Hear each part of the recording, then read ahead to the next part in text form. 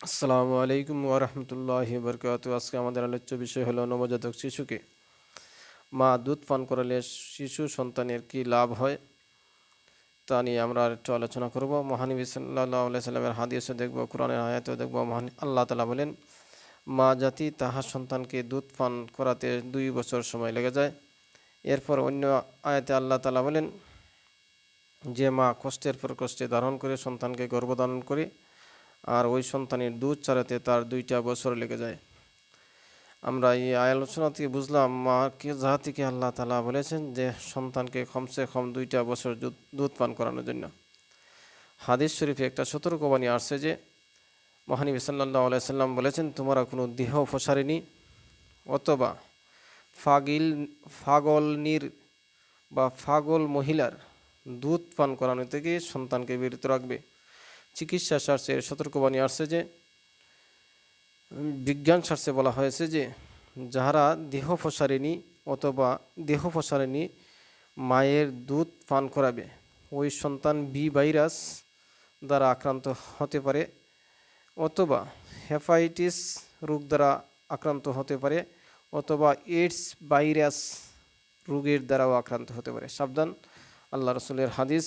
আমরা সতর্ক থাকবো আমাদের সন্তানদেরকে যাতে কোনো সময় অন্য কোনো মায়ের কোলে বা রোগাক্রান্ত কোনো মায়ের কোলে, পাগল কোনো মহিলার কোলে তুলে না দিই বা দেহ প্রসারিণী কোনো মহিলার কোলে তুলে না দিই। দুধ পান করানোর জন্য আমরা সতর্ক থাকবো। আর মায়ের দুধের বিকল্প নাই।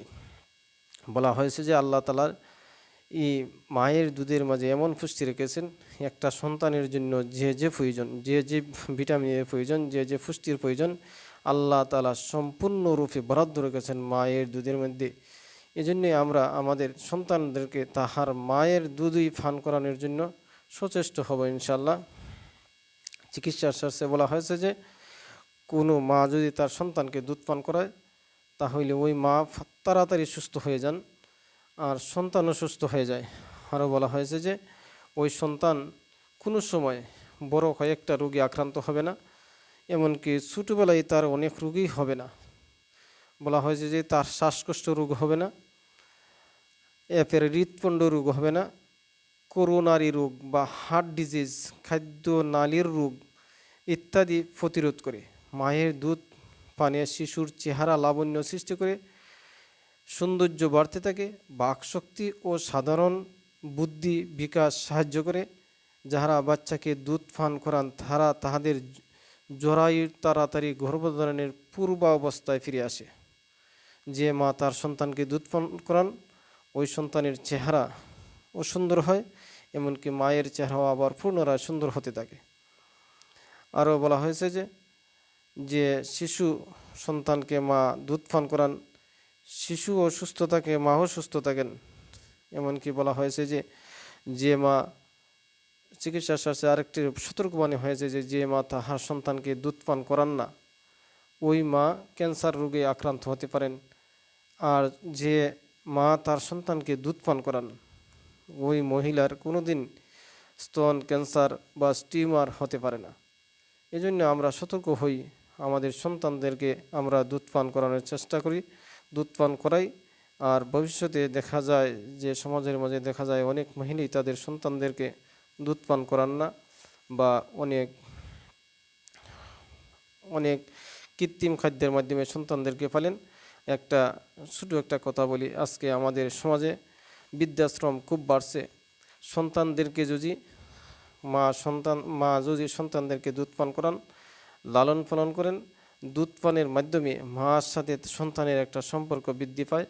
এই সন্তান কোনো দিন তার মাকে কোনো দিন বৃদ্ধাশ্রমে রাখবে না ইনশাআল্লাহ। ওই সন্তান তার মাকে, মা যেমন সন্তানকে লালন পালন করে, বয়স হওয়ার সাথে সাথে সন্তানও তাহার মাকে সেই ধরনের লালন পালন করবে। আমাদের সমস্ত মা জাতিকে আমি অনুরোধ করব, আপনার সন্তানকে আপনি দুধ পান করান। দুধ যদি নাও পায়, নবজাতক শিশু অনেক সময় জন্মের পর দুধ পায় না।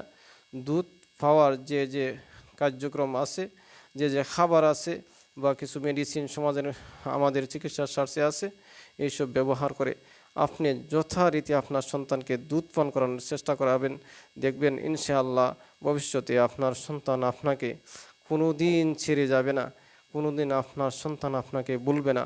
আল্লাহ তাআলা যেন আমাদের দেশ বিদেশ সকল ভাই বোনদেরকে, আমাদের সন্তানদেরকে, আমাদের মা জাতিরা যেন তাদের দুধ পান করার এজন্য সকলকে তৌফিক দান করেন।